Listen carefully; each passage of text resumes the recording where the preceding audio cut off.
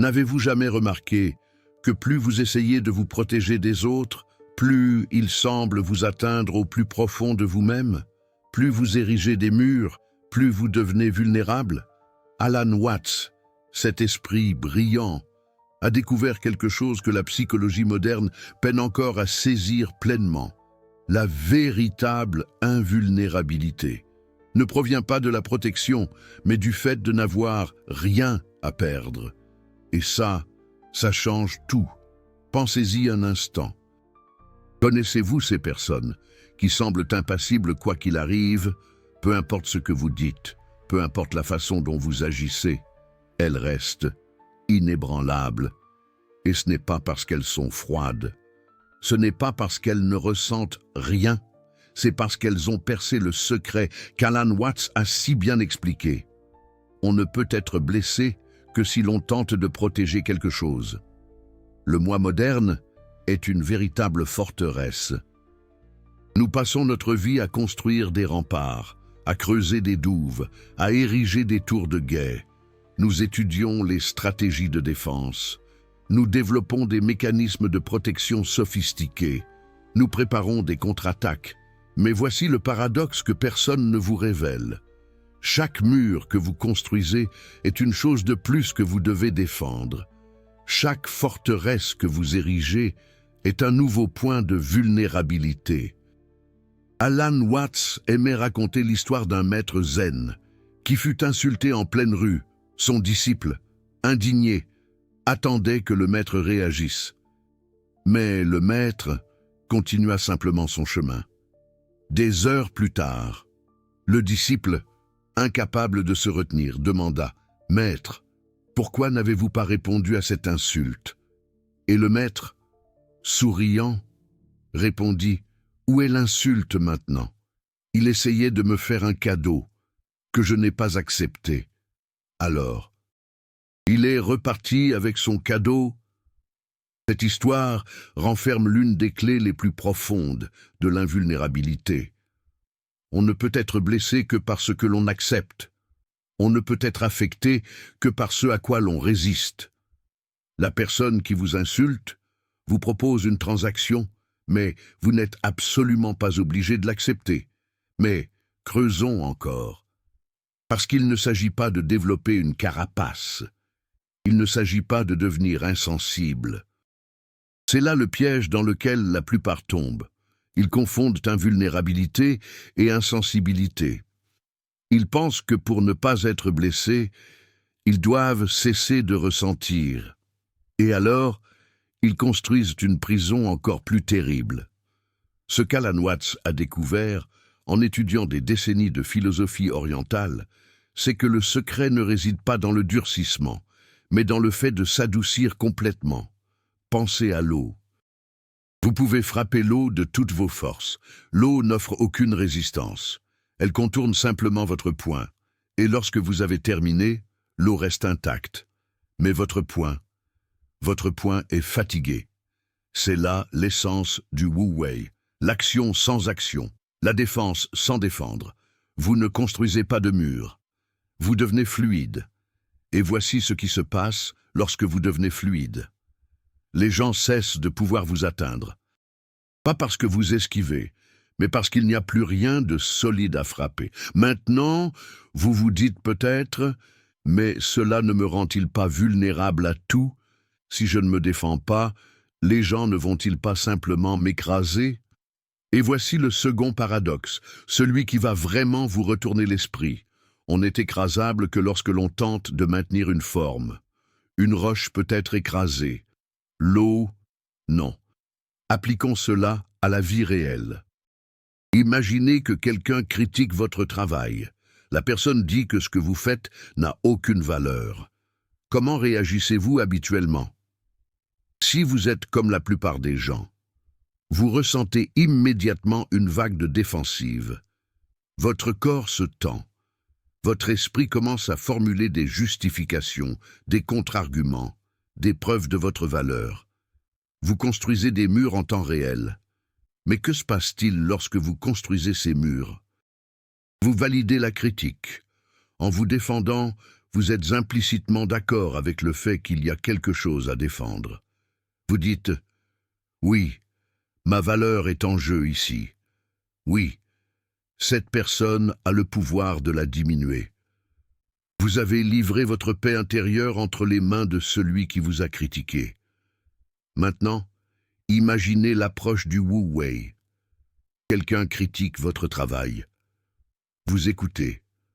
Vous écoutez vraiment. Vous ne planifiez pas votre défense. Vous ne construisez pas d'arguments. Vous êtes simplement présent. Et alors, vous réalisez quelque chose d'extraordinaire.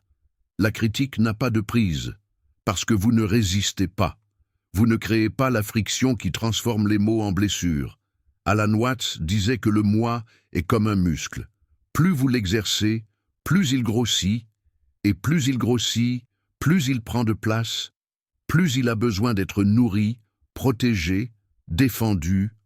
Vous commencez petit, en essayant de protéger seulement quelque chose basique, mais bientôt, vous défendez vos opinions, vos choix, vos préférences, vos goûts en matière de film, votre façon de conduire, jusqu'à la température que vous aimez dans l'air conditionné. Chacune de ces choses devient un point de vulnérabilité. Chacune est une porte par laquelle d'autres personnes peuvent vous blesser. Et vous passez votre vie à surveiller ces portes. C'est épuisant. C'est une prison que vous avez vous-même construite, verrouillée, et dont vous avez jeté la clé. Mais voici la vérité libératrice. Vous n'êtes pas vos opinions, vous n'êtes pas vos choix, vous n'êtes pas vos préférences. Ce ne sont que des choses que vous expérimentez maintenant. Elles peuvent changer demain, elles vont probablement changer. Et si elles peuvent changer sans que vous cessiez d'être vous, alors elles n'ont jamais vraiment été vous, au départ. Lorsque vous comprenez cela profondément, pas intellectuellement, mais dans vos tripes, quelque chose d'extraordinaire se produit. Les gens peuvent être en désaccord avec vous, mais vous ne ressentez pas le besoin de les convaincre. Ils peuvent vous critiquer, mais vous ne ressentez pas le besoin de vous justifier. Ils peuvent même vous insulter, mais l'insulte passe à travers vous comme le vent à travers une toile. Et ce n'est pas parce que vous ne vous en souciez pas. C'est exactement le contraire. C'est parce que vous êtes complètement présent. Vous n'êtes pas coincé dans le passé, à défendre ce que vous avez été. Vous n'êtes pas coincé dans le futur, à protéger ce que vous pensez devoir être. Vous êtes ici, maintenant, et dans cet espace, il n'y a rien à blesser. Pensez à la façon dont un jeune enfant interagit avec le monde avant de développer un moi fort. Quelqu'un n'aime pas son dessin, il en fait un autre. Quelqu'un ne veut pas jouer avec lui, il trouve quelqu'un d'autre. Il ne nourrit pas de rancune, il ne construit pas de récit de victimisation, il n'a pas besoin de vengeance, il glisse simplement vers la prochaine expérience. Et puis, la société enseigne à l'enfant qu'il doit se défendre, qu'il doit protéger sa réputation, qu'il doit construire et maintenir une identité. Et lentement, cette fluidité disparaît. Cette invulnérabilité naturelle est remplacée par une armure lourde, et l'armure, ironiquement, devient la source même de la vulnérabilité.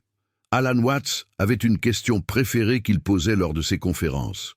Si vous pouviez vivre une vie où personne ne pouvait vous blesser, mais où vous ne pourriez pas non plus ressentir de joie, l'accepteriez-vous? Et la plupart des gens disaient « non », mais alors, il révélait le sens caché. C'est exactement ce que vous faites lorsque vous vous fermez. Vous ne bloquez pas seulement la douleur, vous bloquez tout, parce que voici la vérité qui dérange. On ne peut pas construire un mur qui bloque uniquement les mauvaises choses. Le mur bloque tout. Quand vous vous fermez à la possibilité d'être blessé, vous vous fermez aussi à la possibilité d'être touché. Quand vous vous protégez du rejet, vous vous protégez aussi de la connexion authentique. Quand vous vous défendez du jugement, vous vous défendez aussi de l'amour, la personne qui est véritablement libre, véritablement invulnérable, au sens où Alan Watts l'entendait, n'est pas celle qui a construit la forteresse la plus solide. C'est celle qui a complètement renoncé à construire des forteresses. C'est la personne qui est tellement ouverte qu'il n'y a aucun moyen de la blesser, parce qu'elle n'est attachée à rien, elle ne défend rien, elle est simplement. Mais soyons pratiques, comment vit-on réellement comme ça? Parce que ça sonne bien en théorie. Mais vous avez un patron qui vous critique injustement. Vous avez un ex qui répand des mensonges à votre sujet. Vous avez des membres de votre famille qui vous jugent. Comment simplement fluer à travers ça?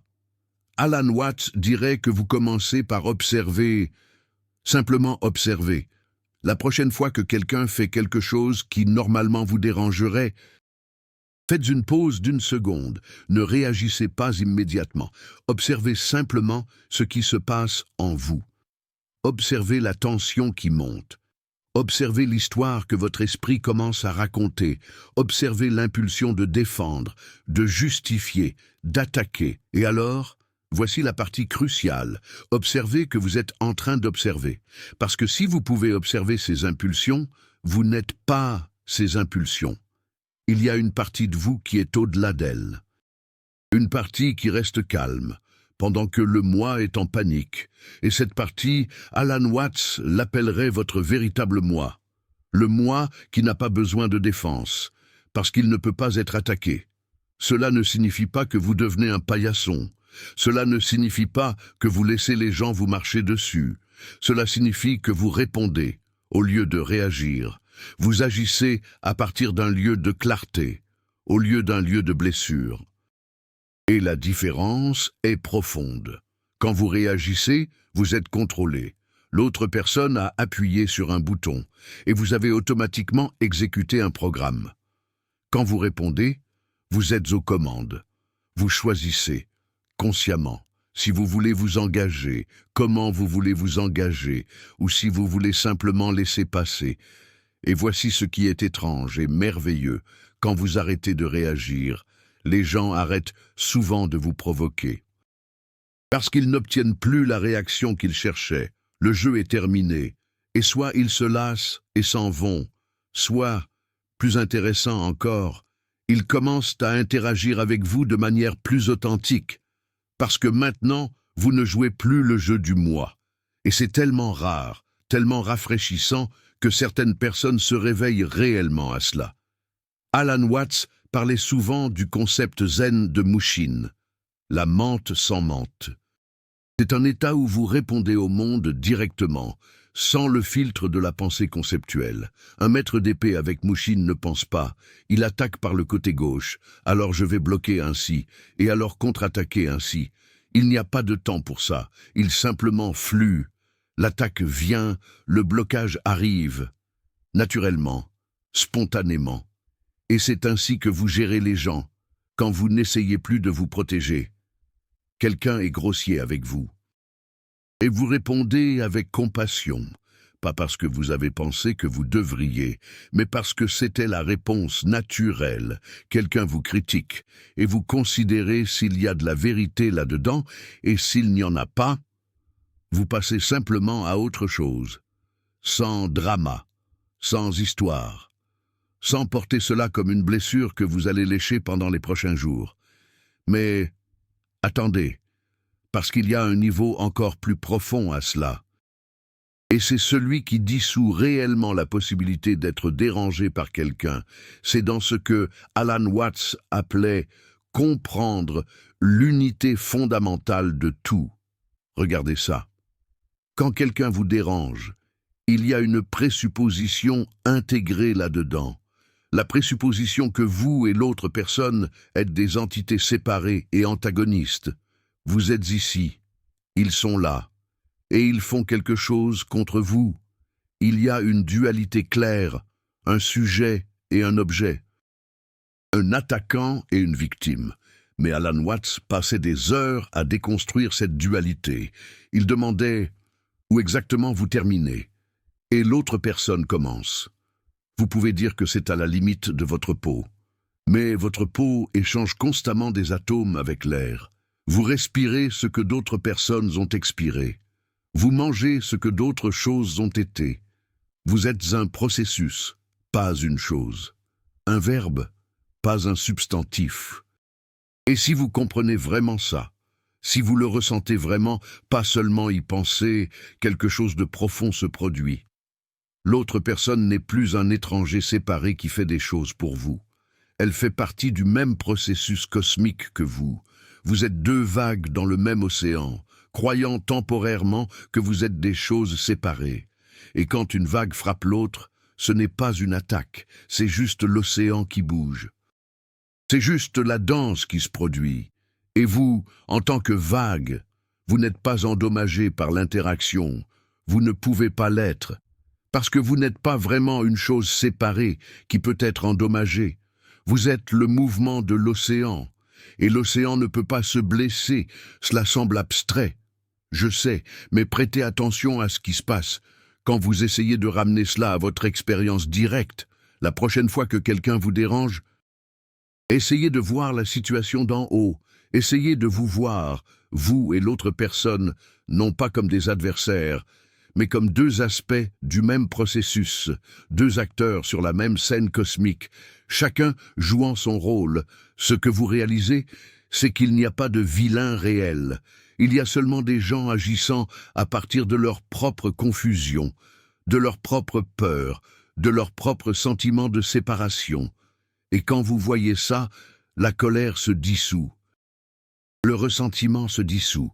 Ce qui reste, c'est quelque chose qui ressemble à la compassion, mais plus profond.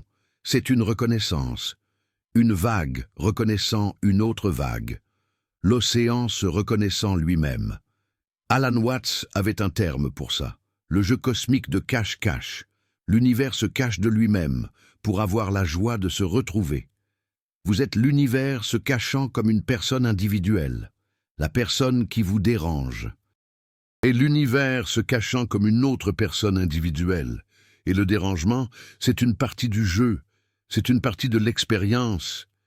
Mais quand vous voyez que c'est un jeu, la souffrance s'évapore. Parce que voici la chose, vous pouvez être dans le jeu sans être pris au jeu. Vous pouvez jouer votre rôle, sans croire que le rôle est qui vous êtes. Un acteur sur scène peut pleurer, crier, souffrir, dans le cadre de la pièce. Mais il sait que, quand le rideau tombe, il rentre chez lui. Il n'est pas le personnage. Il expérimente seulement d'être le personnage.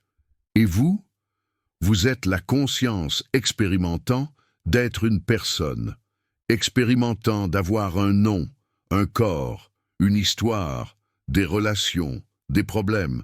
Mais tout cela est la performance. Le vrai vous, ce que Alan Watts appellerait Dieu jouant à ne pas être Dieu, est au-delà de tout ça. Et ce vous véritable ne peut pas être dérangé. Parce qu'il n'y a rien à déranger. Alors, quand quelqu'un essaie de vous atteindre, que se passe-t-il vraiment? Un personnage dans le jeu interagit avec un autre personnage dans le jeu. Mais vous, le joueur, vous êtes en train de regarder. Vous êtes en train d'expérimenter, mais vous n'êtes pas blessé. Vous ne pouvez pas être blessé, parce que vous n'êtes pas le personnage. Et c'est là que ça redevient pratique. Vous n'avez pas besoin d'abandonner votre vie. Vous n'avez pas besoin de devenir un moine dans une caverne. Vous continuez à vivre, à travailler, à créer des liens, mais vous le faites à partir d'un endroit différent, un endroit que Alan Watts appellerait « centré sur le Tao ». Un endroit de non-résistance. Quand vous vivez à partir de cet endroit, les choses qui avaient l'habitude de vous dévaster deviennent juste des expériences intéressantes, peut-être parfois inconfortables, mais passent dévastatrices. Parce que vous n'êtes plus identifié au personnage à qui ces choses arrivent. Vous êtes l'espace dans lequel ces choses arrivent, et ça, c'est la vraie invulnérabilité, pas la forteresse qu'on met une vie à construire et une vie à défendre, mais l'ouverture qui ne requiert aucune défense, parce qu'il n'y a rien à défendre, l'eau qui ne peut pas être mouillée, l'espace qui ne peut pas être rempli, la conscience qui ne peut pas être blessée. Alan Watts, Vous voyez comment c'est complètement différent de l'approche que la culture moderne enseigne. La culture moderne dit « construisez des limites, développez l'estime de soi, défendez votre valeur, ne laissez personne vous rabaisser ». Et tout ça à sa place. Mais c'est une solution à court terme. C'est un pansement sur une blessure qui continuera à saigner parce que vous n'avez pas compris la véritable nature de la blessure. La véritable nature de la blessure. C'est que vous croyez que vous êtes quelque chose qui peut être blessé. Vous croyez que vous êtes un moi séparé, naviguant dans un monde hostile. Et tant que vous croirez ça, vous serez vulnérable. Peu importe le nombre de techniques d'affirmation de soi que vous apprenez. Peu importe à quel point vous construisez vos défenses. Il y aura toujours quelque chose qui peut passer à travers elles. Mais quand vous voyez à travers l'illusion, quand vous réalisez qu'il n'y a pas de moi séparé à protéger, alors il n'y a plus de blessures possibles. Il n'y a que de l'expérience. Il n'y a que le flux. Il n'y a que la danse cosmique qui se produit. Et vous êtes simultanément le danseur et la danse. Alan Watts a dédié sa vie à traduire cette sagesse orientale pour l'Occident moderne. Et il a fait ça parce qu'il a vu la souffrance inutile que les gens portent. Il a vu des gens construire des prisons élaborées et appeler ça de la protection. Il a vu des gens se séparer du courant de la vie et ensuite se demander pourquoi ils se sentaient si isolés et vulnérables. Et son message, le message qu'il a répété de 1000 façons différentes dans des centaines de conférences, était toujours le même. Relaxez-vous, lâchez prise, arrêtez d'essayer de vous retenir si rigidement. Vous n'êtes pas aussi fragile que vous le pensez. En fait, plus vous essayez de vous protéger, plus fragile vous devenez. La vraie force, la vraie invulnérabilité vient de la flexibilité, vient de pouvoir se plier sans se casser, vient d'être tellement ouvert que rien ne peut vous fermer. Et ça, ce n'est pas une faiblesse, c'est la plus grande force qui existe. Laissez-moi vous donner un exemple concret de comment ça fonctionne dans la vie réelle. Imaginez que vous êtes dans une réunion et quelqu'un rejette publiquement votre idée. Pas seulement en étant en désaccord avec elle, mais en la rejetant de façon irrespectueuse, devant tout le monde. C'est une situation que la plupart des gens considéreraient comme humiliante. La réponse automatique du moi serait immédiate, colère, honte, l'impulsion de contre-attaquer ou de se défendre. L'esprit commencerait à construire des histoires. Cette personne m'a toujours sous-estimé. Elle essaie de me saboter. J'ai besoin de prouver ma valeur. Et alors vous, soit vous explosez, soit vous vous repliez sur vous-même. Et dans les deux cas, vous passez les prochains jours ou semaines à ruminer ça. Mais regardez ce qui se passe quand vous répondez avec Wu Wei. Quelqu'un rejette votre idée. Vous sentez l'impulsion initiale surgir. Mais au lieu de suivre cette impulsion, vous faites une pause. Vous observez et vous réalisez. C'est juste une idée que j'ai eue. Ce n'est pas qui je suis, qu'elle soit bonne ou mauvaise. Ou qu'elle soit acceptée ou rejetée, ça ne change rien à ma valeur fondamentale. Et alors quelque chose d'intéressant se produit. Au lieu de devenir sur la défensive, vous devenez curieux. Pourquoi cette personne a-t-elle réagi comme ça? Qu'est-ce qu'elle protège? Quelle peur se cache derrière cette agressivité? Et soudain, vous voyez, elle ne vous attaque pas. Elle défend son propre territoire, protège son propre moi. Et il y a quelque chose de presque triste là-dedans. Elle est tellement prise au jeu qu'elle ne peut même pas considérer une nouvelle idée sans ressentir ça comme une menace. Et vous êtes libre. Vous pouvez considérer le feedback de cette personne objectivement. Y a-t-il quelque chose d'utile là-dedans? Super, vous l'incorporez. Il n'y en a pas? Parfaitement. Ok, vous passez à autre chose. Mais vous ne transportez pas ça avec vous. Vous ne construisez pas une histoire de victimisation. Vous ne planifiez pas de vengeance. Vous avez simplement coulé à travers ça, comme de l'eau à travers une passoire. Et voici ce qui est magique. Les autres personnes dans la salle réalisent. Elles ne comprennent peut-être pas consciemment ce qui vient de se passer, mais elles le sentent. Elles sentent la différence entre quelqu'un qui est en train de défendre son moi et quelqu'un qui est juste présent. Et fréquemment, c'est votre idée qui finit par être implémentée et pèse parce que vous vous êtes battu pour elle, mais parce que vous ne vous êtes pas battu. Vous l'avez présentée, vous avez écouté, vous avez ajusté si nécessaire, mais vous n'y étiez PS attaché. Et ce détachement, paradoxalement, est ce qui rend votre contribution plus valable. Alan Watts avait une phrase qu'il répétait: « L'univers est musicien, pas soldat. La vie est une danse, pas une marche. » Et quand vous comprenez ça, quand vous le sentez vraiment, tout change. Vous arrêtez d'aborder les interactions humaines comme des batailles à gagner. Vous commencez à les aborder comme des improvisations à co-créer. Et dans la danse, il n'y a pas de gagnants et de perdants. Il n'y a que le flux. Il n'y a que deux ou plusieurs êtres qui se déplacent ensemble, répondant l'un à l'autre, créant quelque chose qu'aucun d'eux ne pourrait créer seul. Et parfois, quelqu'un vous marche sur le pied. Et parfois, vous marchez sur le pied de quelqu'un d'autre. Mais ce n'est pas une attaque, c'est une partie de l'apprentissage, c'est une partie de la danse. Alors, voici ce que vous faites. Commencez petit, choisissez quelque chose qui normalement vous ennuierait, mais qui n'est pas dévastateur. Peut-être quelqu'un qui vous coupe la route en voiture, peut-être quelqu'un qui est impoli avec vous dans un magasin. Et au lieu de réagir automatiquement, vous faites une pause. Vous respirez, vous observez l'impulsion de réagir, mais vous n'agissez pas dessus, et vous demandez « Est-ce que ça m'affecte vraiment ? Ou est-ce seulement mon moi qui sent qu'il a besoin de répondre ? Est-ce que cette personne a vraiment le pouvoir de ruiner ma journée ? Ou est-ce que je lui donne ce pouvoir ? Et la plupart du temps, vous allez réaliser qu'il n'y a rien de réel qui est menacé. C'est juste le moi qui se sent non respecté. Et vous pouvez laisser ça aller. Vous pratiquez ça une fois, et ensuite une autre, et ensuite une autre, et lentement, cette capacité à ne pas être ennuyé commence à s'étendre. Les choses qui avaient l'habitude de vous dévaster commencent à paraître moins significatives, non pas parce que vous devenez insensible, mais parce que vous devenez plus conscient, plus présent, plus centré sur ce qui compte vraiment. Et qu'est-ce qui compte vraiment ?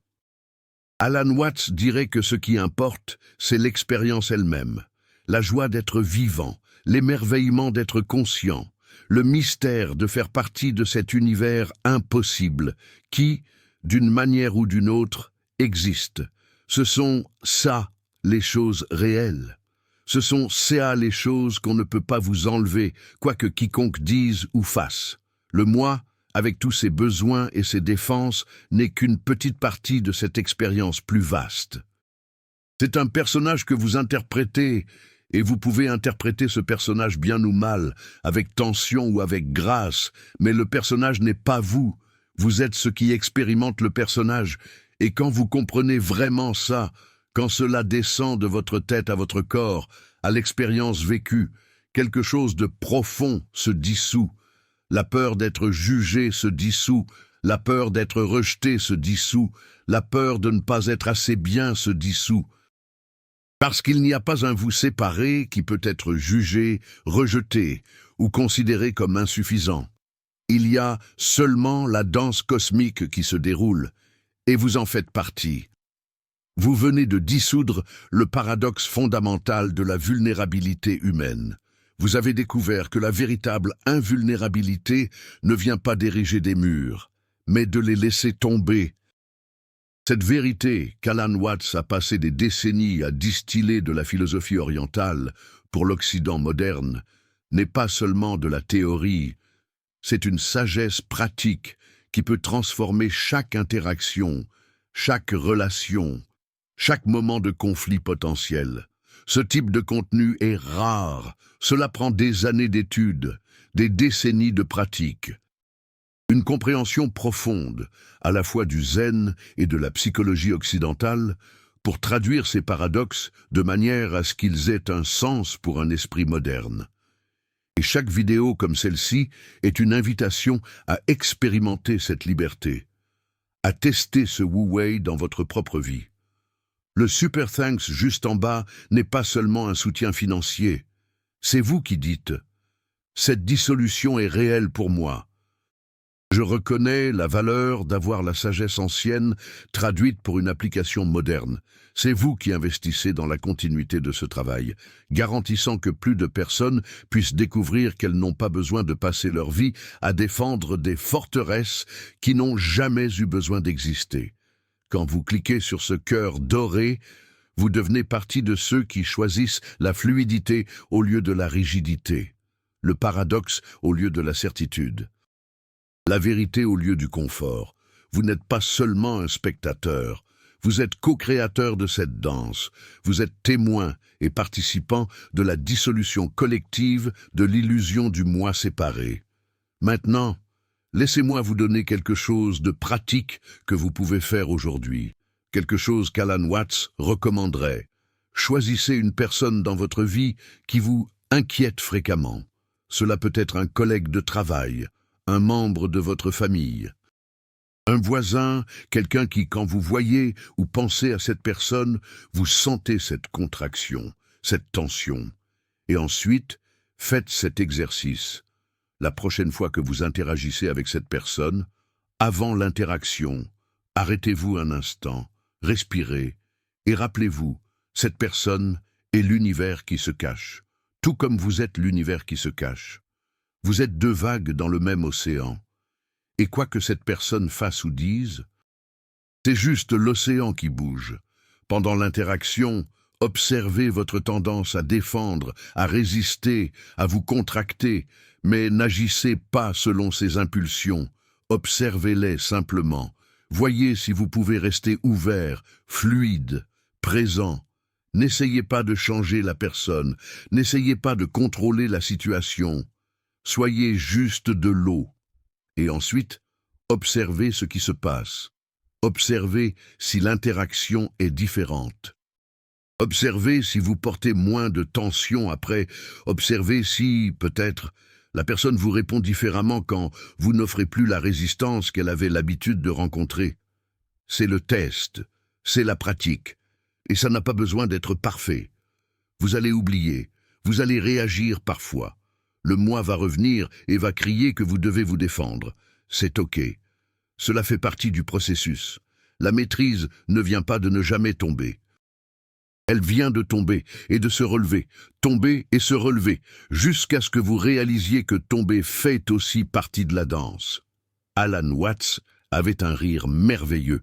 Il riait de l'absurdité de tout ça, de l'absurdité d'êtres cosmiques infinis, s'oubliant qui ils sont et ensuite passant des décennies à essayer de se protéger d'autres êtres cosmiques infinis qui ont également oublié qui ils sont.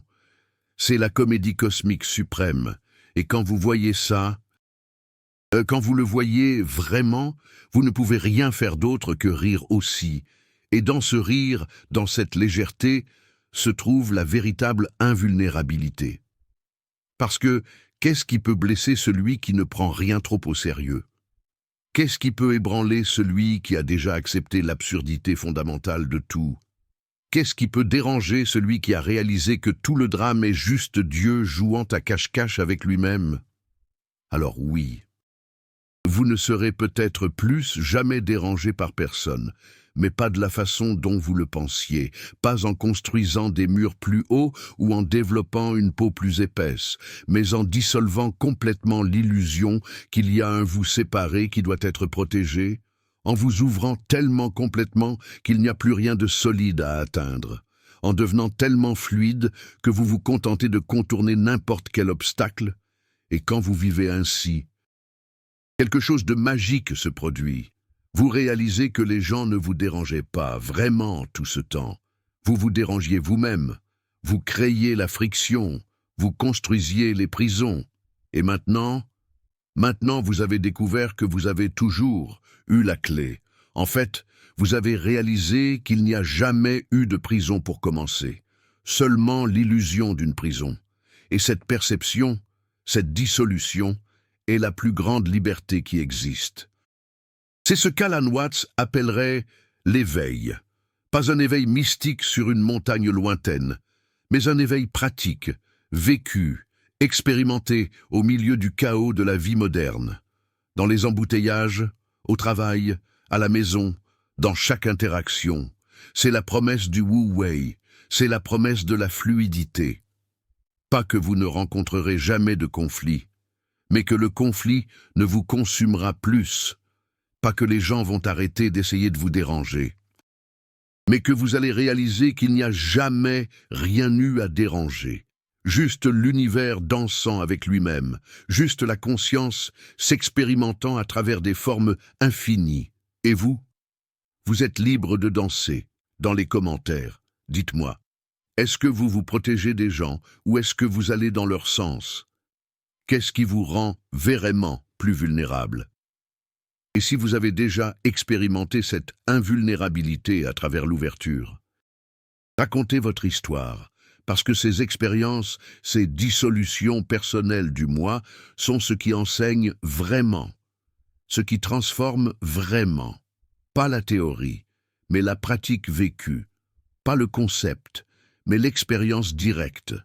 Et si ce paradoxe a dissous quelque chose en vous, si vous avez senti cette contraction du moi commencer à se relâcher, partagez cette vidéo, pas pour accumuler des vues, non, mais parce que vous connaissez quelqu'un.